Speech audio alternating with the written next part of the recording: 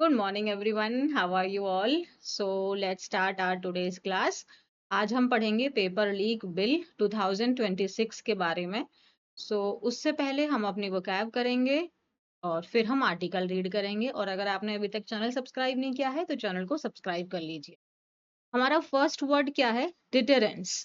इसकी आपने वर्ब होती है DETER, डिटर. इसका मतलब क्या है? देखो सिंपल सा ऐसे सोचो कि ना दो दो शब्द होते हैं. आज की क्लास में हम देखेंगे. एक शब्द होता है हमारा कर्ब, CURB, और DETR. दोनों का verb, parts of speech verb ही है.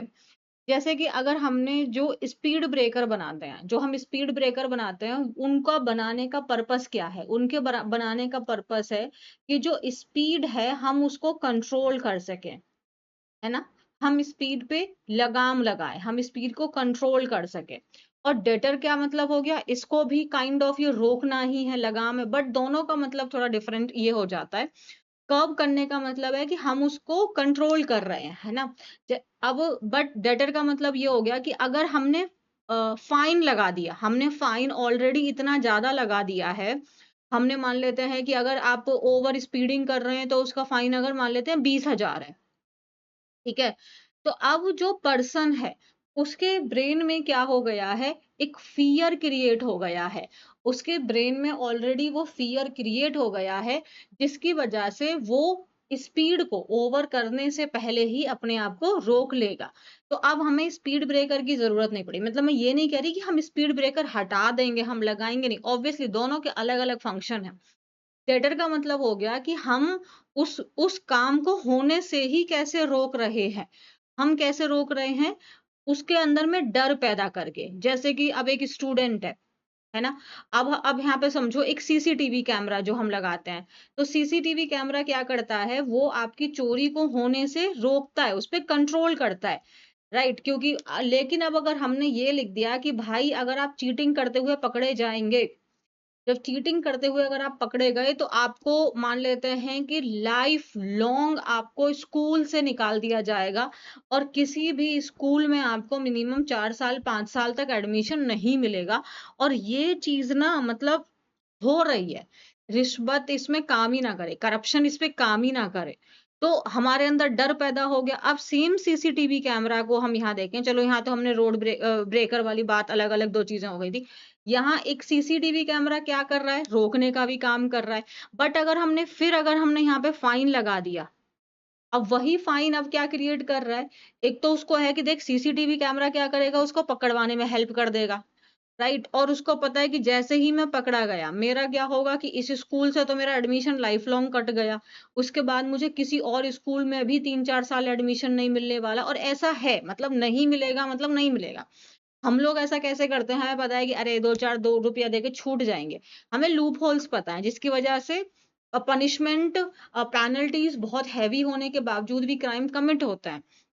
बट हम इसको थोड़ा सोच लेते हैं कि अगर ऑलरेडी इतना हाई फाइन लगा दिया है हमारे अंदर, कि हमारे मन में ही वो फियर क्रिएट हो गया है कि अब हम वो काम करें ही ना. वो जो आपका, वो जो चीज थी वो हो गई आपकी डेटरेंस. ठीक है. सीसीटीवी कैमरा क्या कर रहा है? कंट्रोल कर रहा है, चीटिंग्स को कंट्रोल कर रहा है, क्योंकि हम पकड़ पा रहे हैं, लोगों को पनिश कर पा रहे हैं. तो दूसरा बंदा नहीं करेगा. राइट. बट अब उसको करने से ही रोक दे, वो हो गया हमारा डेटरेंस. ठीक है. वो डेटरेंस हो गया. So preventing wrong doing by creating fear of punishment और कॉन्सिक्वेंसेस. भाई आपको लग रहा है कि इसके लिए सीधा आपको 7 साल की जेल हो जाएगी. ठीक है. या आपको लग रहा है कि आपको स्कूल से निकाल दिया जाएगा, आपको फर्दर कोई और एग्जाम देने नहीं दिया जाएगा. तो आपको उस चीज के डर ने ही आपको रोक दिया वो काम को करने से. And that is called your deterrence. तो इसके सिनोनिम्स क्या हो जाएंगे? डिस्करेजमेंट, मतलब वो चीज आपको रोक रही है, वो चीज आपको वो काम को करने से रोक रही है. प्रिवेंशन, उसको रोक रही है, वो रोकथाम, रिस्ट्रिक्ट कर रही है आपको. इनहिबिशन मतलब रोक रही है. ठीक है. एंटोनिम्स ऑपोजिट हो जाएगा. एंकरेज करना, बढ़ावा देना. कोई पनिशमेंट नहीं है तो और बढ़िया से करेंगे हम। हमको मान ले अब इसका ऑपोजिट क्या हो गया, इंसेंटिव। इंसेंटिव का मतलब आपको पैसा मिल रहा है, मतलब इंसेंटिव क्या होता है, पैसा मिलता है ना हमको, आपको पता है इंसेंटिव मिले हैं, मतलब वो चीज आपको बढ़ावा दे रही है, मोटिवेट कर रही है, प्रमोट कर रही है वो चीज, तो ये इसके ऑपोजिट ही हो जाएंगे। तो strict punishments create deterrence against crime. तो अगर वाकई में क्राइम के खिलाफ में जो पनिशमेंट है और वो उसी तरीके से अगर इम्प्लीमेंट भी हो ना, तो भाई आधे से ज्यादा क्राइम तो ऑलरेडी खत्म हो जाए। और हमारे यहाँ हमको पता है कितने लूप होल हैं, मतलब सीवियर पनिशमेंट होने के बावजूद भी उतने लूप होल हैं जिसकी वजह से बंदे के अंदर डर खत्म हो गया। हम कहते हैं ना डर खत्म हो गया। तो पनिशमेंट डर पैदा करने के लिए बनाई गई थी कि बंदा वो काम ही ना करे उसके पनिशमेंट या कॉन्सिक्वेंसेस की वजह से, बट उसको पता है मैं छूट जाऊंगा। बट इन केस हमें ये शब्द समझना है, तो ये डेटरेंस का मतलब समझ में आ गया। वो चीज जो आपके अंदर में डर पैदा कर दे और फिर आप वो काम ना करें, तो वो चीज क्या हो गई, वो डेटरेंस हो गई। ईएनसी लगाया हुआ है, नाउन है, और डेटर क्या हो गया, ये वर्ब है। ठीक है, नेक्स्ट वर्ड क्या है हमारा, माल प्रैक्टिस। MAL हमेशा याद रखना, इसका मतलब ही होता है बैड। इसका मतलब क्या होता है, बैड। माल प्रैक्टिस का मतलब, और प्रैक्टिस का मतलब हो गया काम करना। प्रैक्टिस का मतलब हो गया काम करना, मतलब एग्जीक्यूट करना, उसको काम करना। ठीक है, तो माल प्रैक्टिस का मतलब हो गया आप गलत काम कर रहे हो। माल प्रैक्टिस का मतलब क्या हो गया, आप गलत काम कर रहे हो। तो बैड, डिसऑनेस्ट और अनएथिकल काम आप में इन्वॉल्व हो। ठीक है, चीटिंग कर रहे हो आप, किसी को क्राइम कर रहे हो, ये सब क्या है, मैल प्रैक्टिस है। या आप रोड बनाने के पैसे में आप अपना घर बना ले रहे हो, ये सब मैल प्रैक्टिसेस है। बैड वर्क, मिसकंडक्ट, कंडक्ट मतलब बिहेवियर, तो बिहेवियर कैसा है, गलत है, बैड है। रॉन्ग डूइंग, फ्रॉड कर रहे हैं। या प्रोफेशनल नेग्लिजेंस, वो भी मैल प्रैक्टिस के अंदर आएगा। मतलब जहां पे जैसे कि डॉक्टर हैं, तो डॉक्टर आप अपनी शिफ्ट पर हो, तो भाई आप अपने वहां पे अवेयर रहेंगे, लेकिन आप इंजॉय कर रहे हैं, आप पेशेंट्स को अटेंड नहीं कर रहे, या पुलिस की बात करें या टीचर्स की बात करें, किसी भी चीज में अगर हम बात करें, तो अगर हम वहां पे वो वर्क का टाइम है हमारा और हम उसको नेग्लेक्ट कर रहे हैं, that also comes under your mall practice. तो हम सोचेंगे मैंने किसी का बुरा तो नहीं किया, ऑब्वियसली आपने बुरा किया। अगर एज अ टीचर मेरी रिस्पॉन्सिबिलिटी है सिंसियर तरीके से आपको चीजें गाइड करने की, आपको पढ़ाने की, बट मैंने सिलेबस करवाने के लिए बस ऊपर ऊपर से कर दे, that is also the bad behaviour, that also comes under your malpractice, that also come under your misconduct. Antonym क्या हो जाएगा, इंटीग्रिटी। आपको इंटीग्रिटी वर्ड याद है, जरा जरा मेरे को इंटीग्रिटी का मीनिंग एक्सप्लेन कर देना कमेंट में। ऑनेस्टी, ईमानदारी, एथिकल कंडक्ट, आपका बिहेवियर कैसा है, एकदम सही है। इंटीग्रिटी याद है, तो डिग्निटी से ये कैसे अलग बताया था, ये भी मुझे बता देना। इंटीग्रिटी और डिग्निटी में क्या डिफरेंस है। तो the committee investigated several examination mall practice. तो कमिटी ने पाया, इन्वेस्टिगेट किया, मतलब उनको पता निकल के आया कि बहुत सारे एग्जामिनेशन के क्या हुए हैं, बैड चीजें हुई हैं, मतलब चीटिंग वगैरह हुई है। मैल प्रैक्टिस का पार्ट्स ऑफ स्पीच क्या है, नाउन। अभी जस्ट हमने कब की बात की थी, इसी का वही था ये वर्ब, मतलब उस चीज को आप अंडर कंट्रोल में लाने की कोशिश कर रहे हो, आप उसको रोक रहे हो। तो जैसे कि आपके ट्रैफिक पुलिस होते हैं, है ना, वो क्या कर रहे हैं, वो आपको रोक रहे हैं कि भैया थर्ड 3 लोग काहे बैठ के चला रहे हो, ओवर स्पीड काहे कर रहे हो, हेलमेट क्यों नहीं लगाया हुआ है, सेफ्टी रूल्स फॉलो क्यों नहीं कर रहे हो। वो सब हो गया। एक रोड ब्रेकर, इसका एक एग्जाम्पल हमने देख लिया, सीसीटीवी हमने इसका एग्जाम्पल देख लिया। तो ये सब क्या है, ये सब एक मेजर्स हैं जो कोशिश करते हैं कि हम जो भी एक्टिविटीज हैं उनको अंडर कंट्रोल में रख सकें। जैसे कि अब किसी इलाके में बहुत ज्यादा चोरी हो रही है, तो वहां पे जो पेट्रोलिंग है उसको इंक्रीज कर दिया। This is also one of the measures to curve your like bad things, और है ना, आपकी जो चोरी वगैरह हो रही है या गलत चीजें वहां पे हो रही हैं, उसको रोकने के लिए ये एक तरीका है। रिड्यूस करना, उसको कम कर रहे हैं हम, रिस्ट्रेन कर रहे हैं, उसको कम कर रहे हैं, लिमिट कर रहे हैं, उसको चेक लिमिट कर रहे हैं, प्रिवेंट कर रहे हैं, होने से रोकने की कोशिश कर रहे हैं ना, अंडर कंट्रोल में लेके आ रहे हैं, उसको रिड्यूस कर रहे हैं। ऑपोजिट वही हो जाएगा, बढ़ावा देना, उसको एंकरेज करना, प्रमोट करना, अलाउ करना, उसको बूस्ट कर रहे हैं हम उसको, और इंक्रीज कर रहे हैं। The government introduced a new law to curb examination paper leak. तो जो अभी 2024 में हुआ था, अब उसी चीज को अमेंड किया है। अमेंड का मतलब पता है तुम लोगों को, है नहीं पता है, पहली बार आया है ना ये शब्द, हमने अपनी लाइफ में आज तक ये शब्द नहीं पढ़ा ना। और पढ़ा है तो मुझे चुपचाप से 1 2 3 4 5 करके ना एटलीस्ट चलो मैं आपके लिए, मुझे कम से कम 2 सिनोनिम तो प्लीज इसके दे देना। तो गवर्नमेंट ने इंट्रोड्यूस किए हैं नए कानून एग्जामिनेशन पेपर लीक को कंट्रोल करने के लिए, है ना। भैया अगर हो रहा है तो उसको हम और कैसे रोक सकते हैं। एक्सप्लिसिट का मतलब होता है एकदम क्लियर, एकदम डायरेक्ट, कुछ भी हिडन नहीं है, कुछ भी आपको ऐसा नहीं है कि जो समझ में ना आए, एकदम क्लियरली आपको बोला गया है, तो वो चीज हो गई एक्सप्लिसिट। यानी वो चीज कैसी है, एकदम क्लियर है, स्पेसिफिक है, आपको डेफिनेट कर रहे हैं, डायरेक्ट है। एम्बिगुअस का मतलब हो गया अनक्लियर है, अनसर्टेनिटी है, और अनएम्बिगुअस मतलब एकदम क्लियर है, प्रिसाइज, आपको टू द पॉइंट बात बता दी गई है। वेग मतलब चीज अनक्लियर है ना, एम्बिगुअस, इनडायरेक्ट। इम्प्लिसिट का मतलब भी क्या होता है, आप डायरेक्ट ना बोल के हिंट वगैरह दे रहे हो, तो इम्प्लिसिट मतलब इनडायरेक्ट हो गई। और एक्सप्लिसिट मतलब डायरेक्ट। एक्स का मतलब ऐसे सोच लो आउट, जो भी मन में था एकदम क्लियरली आपने बाहर बोल दिया, कुछ भी हिडन नहीं है, सब कुछ आपको बाहर समझ आ गया कि यही बोला गया है। एक्सप्लिसिट, ओके, जैसे the teacher gave explicit instructions before the exam. तो टीचर के इंस्ट्रक्शंस कैसे थे, क्लियर थे कि अनक्लियर थे। मतलब टीचर ने जो इंस्ट्रक्शंस दिए थे, मान लेते हैं कि आपको इतने बजे अटेंड होना है, आपको इतने बजे प्रेजेंट हो जाना है, फिर इतने बजे आपका पेपर डिस्ट्रीब्यूट हो जाएगा, पेपर डिस्ट्रीब्यूट होने के बाद भी कोई भी बच्चा बाहर नहीं जाएगा।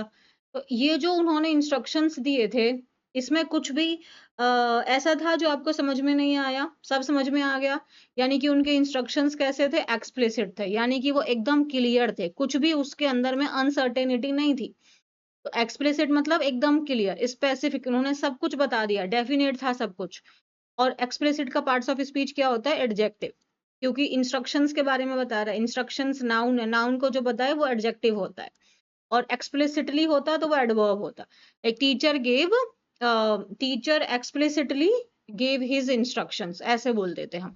The contract contains explicit terms and conditions, तो मतलब उसमें जो शर्तें दी गई हैं वो टर्म्स एंड कंडीशंस कुछ हिडन है, कुछ वेग है, कुछ अनक्लियर है, या क्लियर है एकदम। जो जो बातें उसके अंदर में है वो सब आपको समझ में आ रही हैं, कुछ भी हिडन मीनिंग नहीं रखा गया है।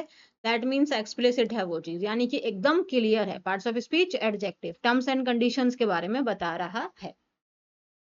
आगे देखें। तो अमेंड का मतलब पता है तुम लोगों को, नहीं पता ना?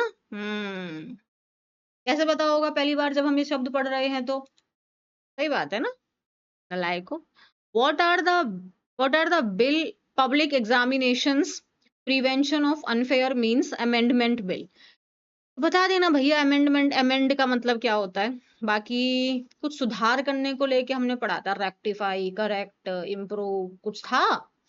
तो ये पब्लिक एग्जामिनेशंस को लेके प्रिवेंशन ऑफ अनफेयर मींस कि भैया चीटिंग वीटिंग ना हो, उसको लेके बिल को क्या किया गया है, अमेंड किया गया है। यानी कि ये बिल पहली बार आया है कि इससे पहले ये ऑलरेडी एग्जिस्ट करता था और उसमें कुछ सुधार किए गए हैं। क्या समझे तुम, क्या ये बिल पहली बार लेके प्रपोज किया गया है कि ये ऑलरेडी एग्जिस्टिंग था, उसमें कुछ चेंजेस किए गए हैं? क्या कहती है आपकी अंडरस्टैंडिंग, ये आप मुझे बताइए।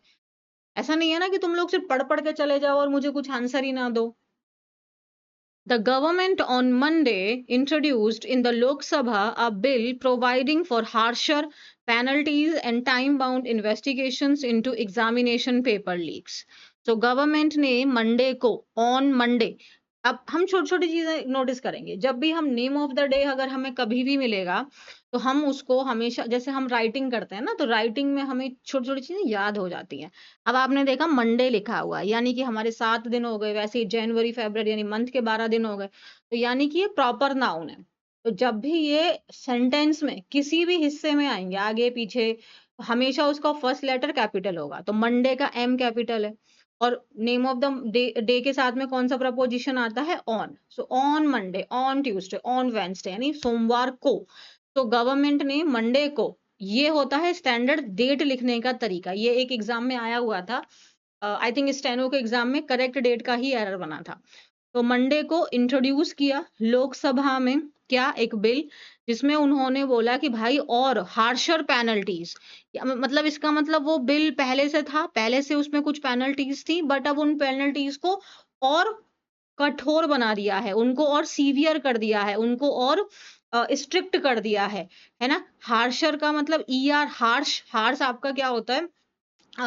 पॉजिटिव डिग्री ऑफ एडजेक्टिव है हार्श। हार्श आपका एडजेक्टिव है ना। हार्श पनिशमेंट मतलब पनिशमेंट दी, बहुत कठोर पनिशमेंट। और हार्शर का मतलब क्या हो गया? पनिशमेंट पहले भी थी, अब उसको और बढ़ा दिया गया है, तो ये कंपैरेटिव डिग्री है। And time bound investigation, time bound, bound मतलब बांध दिया कि जो इन्वेस्टिगेशन है वो एक निर्धारित समय पे पूरी हो जानी चाहिए किस चीज के रिगार्डिंग? एग्जाम पेपर लीक्स के रिगार्डिंग।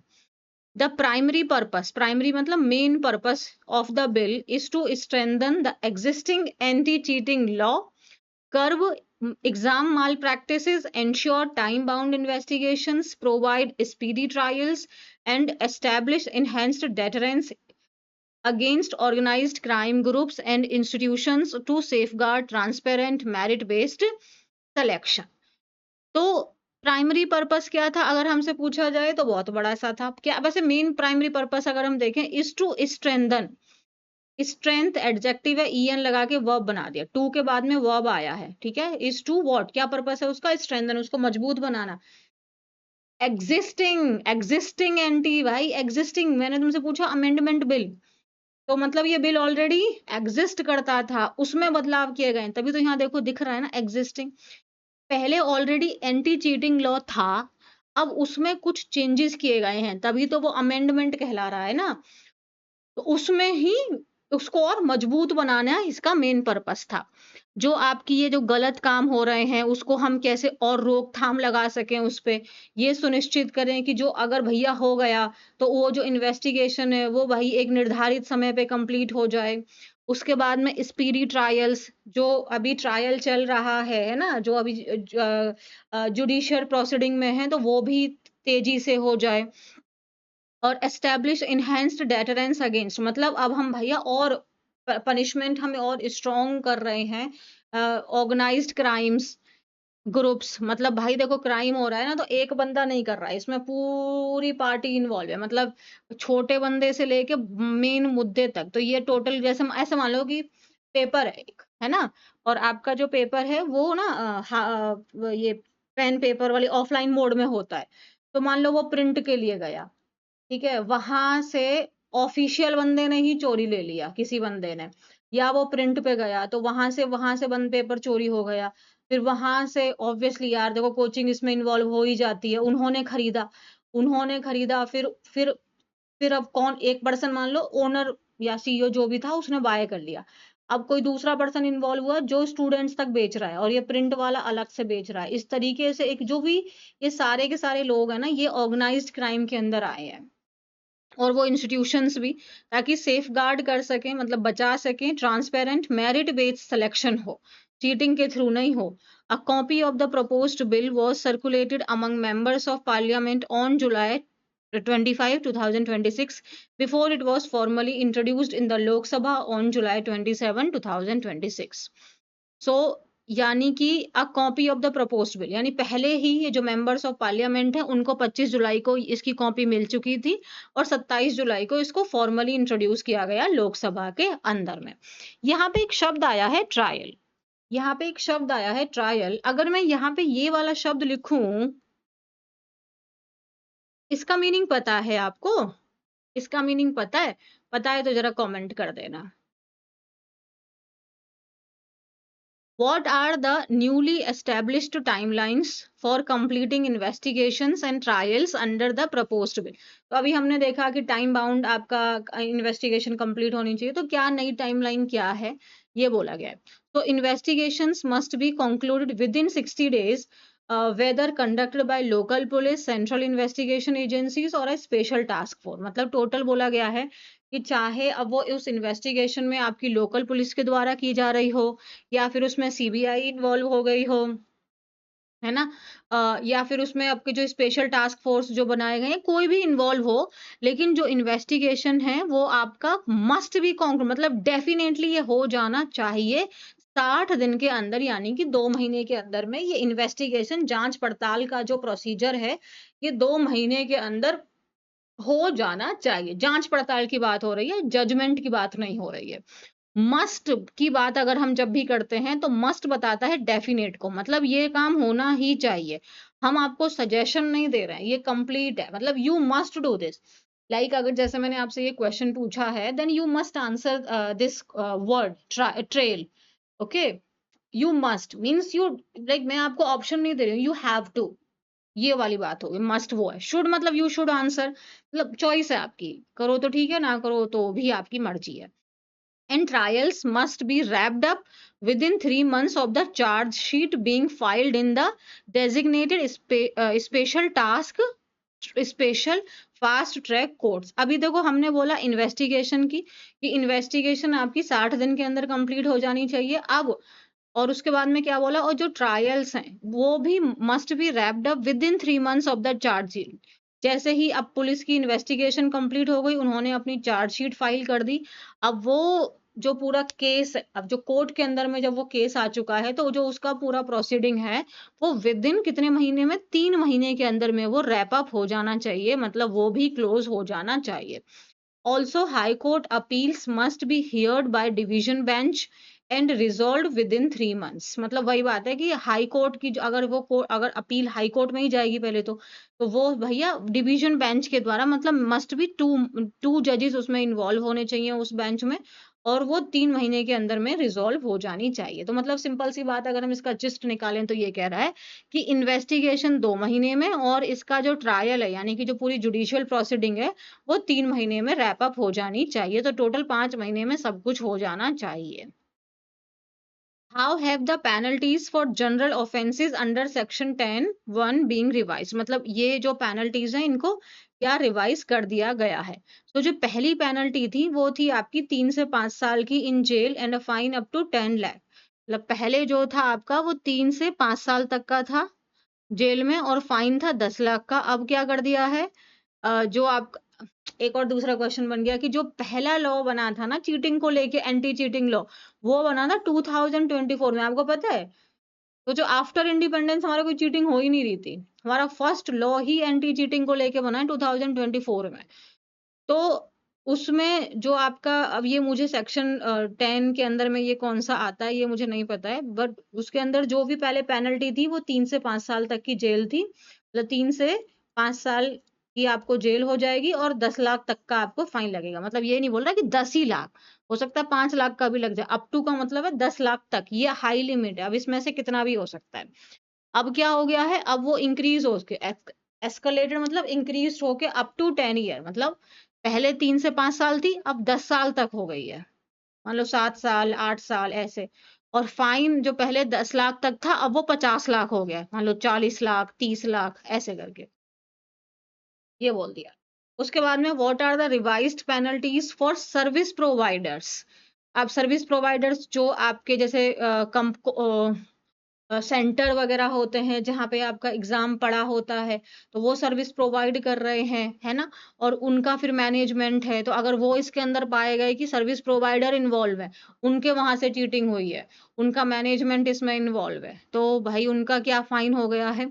तो service provider fines in the previous, मतलब जो पहला एंटी चीटिंग लॉ था वो इंक्रीज हो गया है from up to 1 crore to up to 5 crore. मतलब पहले 1 करोड़ तक उनके ऊपर में फाइन लगेगा।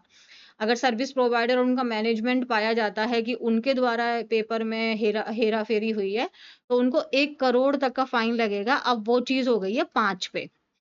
उसके साथ साथ में जो जेल है, इम्प्रिजनमेंट है, वो 3 to 10 years for director and management in the previous law has been increase up to 5 crore. ये तो था ही, अभी तो हमने पढ़ ही लिया है ये तो।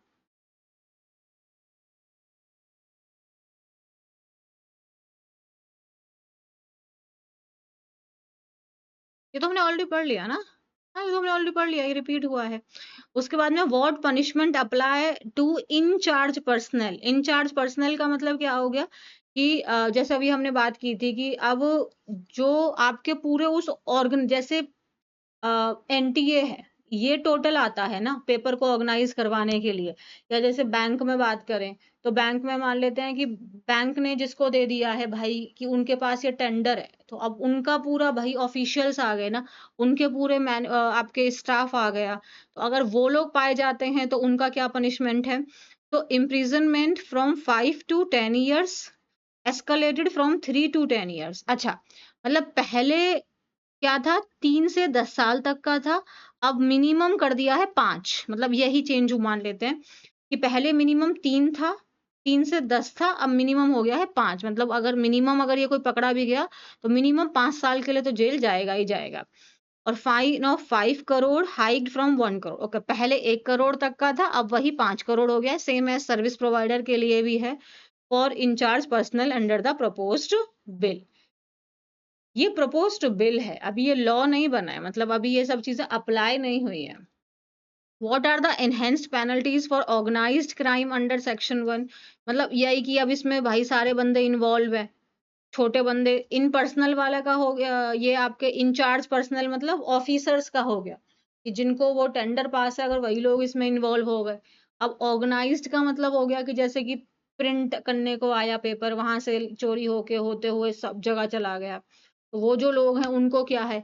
सो for organised crime network a minimum of 7 years in jail. मतलब उनको मिनिमम 7 साल की जेल जाएगी, पहले 5 साल तक थी मिनिमम। और फाइन जो है उनका 10 करोड़ हो गया है, पहले 1 करोड़ था। ये है, मतलब सिंपल सी बात है कि सबकी पनिशमेंट और फाइन दोनों चीजें इंक्रीज हो गई हैं। And what does the bill address? Procedural delay and court adjournment. मतलब अगर भैया डिले होता जा रहा है, कोर्ट एडजर्न होते जा रहे हैं, है ना, तब उसकी क्या बात होगी? सो कोर्ट्स को ऐसा रिस्ट्रिक्ट किया गया है, मतलब ऐसा उनको बोला गया है कि भाई आपको from granting adjournment beyond the following day without writing explicit exceptional reasons. मतलब उनको ऑलरेडी रिस्ट्रिक्ट कर दिया है, उनको ऐसा मतलब उनके ऊपर लिमिट लगा दी है कि आप जो आपको ये 3 मंथ का जो टाइम दिया गया है, इसी में आपको ये चीज सॉल्व करनी है, इससे ज्यादा आप डिले नहीं कर सकते हैं, है ना। Beyond the following day without writing explicit. मतलब अगर वो आगे बढ़ रहा है तो क्यों बढ़ रहा है, ये चीज आपको क्लियर राइटिंग में देनी होगी। कोई एक्सेप्शनल रीजंस हैं वो अलग बात है, अदरवाइज आपको क्लियर राइटिंग में प्रोवाइड करनी होगी कि केस आगे कैसे बढ़ा। All ongoing cases under the 2024 Act will instantly transfer to newly designated special task, special fast track court। और अभी भी जो 2024 से जितने भी केसेस इसमें आए हैं, वो सारे के सारे जो ऑनगोइंग केसेस हैं, अब वो किसके अंदर चले जाएंगे? न्यूली जो नया आपका designated special fast track court है, उसके अंदर में सारे के सारे केसेस चले जाएंगे जो 2024 से अभी तक में है। States and union territories are mandated to appoint special public prosecutors okay, exclusively for these trials। तो भैया अब स्टेट्स में और आपके जो यूनियन टेरिटरीज हैं, उनको भी ये चीज मैंडेट किया गया है, मतलब उनको कंपल्शन में बोला गया है कि आप पब्लिक प्रोसिक्यूटर्स, प्रोसिक्यूटर मतलब ऐसे मान लो कि अब चीटिंग हो गई तो कोई तो लॉयर चाहिए ना, एक होगा डिफेंडेंट की तरफ से, तो एक पब्लिक प्रोसिक्यूटर होगा ना जो मतलब गवर्नमेंट की तरफ से फाइट करेगा। तो वैसे वाला हो गया कि वो भी आप एक्सक्लूसिवली इन ट्रायल्स के लिए अपॉइंट करिए कि आप ऐसे लॉयर्स हों जो आपके इन इन केस को स्पेशली फाइट करें, कि पता चले इसमें लॉयर्स ही नहीं हो पा रहे हैं, तो पब्लिक प्रोसिक्यूटर्स भी आप अपॉइंट करिए। तो सिंपल बात है कि जो लॉ है वही है कि उसको और स्ट्रिक्ट बनाना है, और उसकी जो तो अभी जैसे 2024 है, 2024 में ये आपका इनएक्ट मतलब बना, बिल आया है ना, लॉ बना मतलब 2024 में, लेकिन अभी तक कोई भी इसमें कन्विक्ट नहीं हुआ है। तो क्या मतलब हुआ, 2 साल में कोई भी कन्विक्ट नहीं हुआ, मतलब 2 साल में कोई क्राइम ही नहीं हुआ। 2 साल में चलो इससे पहले था नहीं, हम अलग बात कर रहे हैं, बट 2 साल के बीच में भी तो बतेरे हुए ना, बहुत सारे हुए। कहाँ उनका रिजल्ट मिला हमको, कहाँ उनकी पनिशमेंट है? तो वही बोल रहे हैं कि अब जो पनिशमेंट है वो आपको मतलब विद इन 2 मंथ के अंदर में इन्वेस्टिगेशन कंप्लीट होनी चाहिए, और विद इन 3 ईयर में आपका 3 मंथ में आपका जो पूरा प्रोसीजर है, जो आपकी जुडिशियल प्रोसीडिंग है, वो कंप्लीट होनी चाहिए। तो ये बोला है कि ऐसा नहीं है कि हाँ ठीक है अब केस चले जा रहा है चले जा रहा है। तो ये सब बातें हैं। उसके बाद में जो पेनल्टीज हैं वो भी इंक्रीज कर दी गई हैं, मतलब और स्ट्रिक्ट बनाया ये सब। अच्छा, अगर हम बोलें तो ये जितनी भी सारी पेनल्टीज हैं, these are the methods of deterrence. कि मतलब बंदे डरे इतना ज्यादा, उनके अंदर डर पैदा हो जाए कि भाई उनको 50 लाख 10 साल की जेल, 5-5 7-7 करोड़ की उनको फाइन लग रही है, तो क्या ही मतलब है इन सब चीजों में इन्वॉल्व होने का। तो ये एक उनके अंदर डर पैदा हो जाए तो एक वो ये हम सब कह सकते हैं। और अगर पाया जा रहा है, अब हम इसमें दो चीजें समझें, जितनी भी पनिशमेंट है, this is a way of deterrence, मतलब रोकने का, बंदे के अंदर फियर पैदा करने का। और ये जो स्पीड ट्रायल है ना, स्पीड कोड जो बना रहे हैं, this is the method to curve, मतलब भैया हो रहा है बट कोई रिजल्ट ही नहीं निकल पा रहा है, कंट्रोल ही नहीं हो रहे हैं, फिर तो वो होते जा रहे हैं, सबको पता है इसका कोई रिजल्ट तो आएगा नहीं, हम पे कौन पकड़ लेगा। तो अगर रिजल्ट आ रहा है, 5-6 लोग भाई आपने देखा बहुत तगड़े तरीके से जा चुके हैं, तो लोगों को क्या होगा कि वो और उसको कंट्रोल करने की कोशिश है। Let's see. तो ये थी हमारी आज की क्लास। अब हम मिलेंगे कल की क्लास में। आप इसको ना सेल्फ रीड कर लेना यहाँ से, बीपीआई रुद्राक्षी से, वहां से ये आपको पीडीएफ उसका मिल जाएगा। Bye everyone. Channel subscribe, video like and share कर दीजिए और अपना ध्यान रखिए। बाय।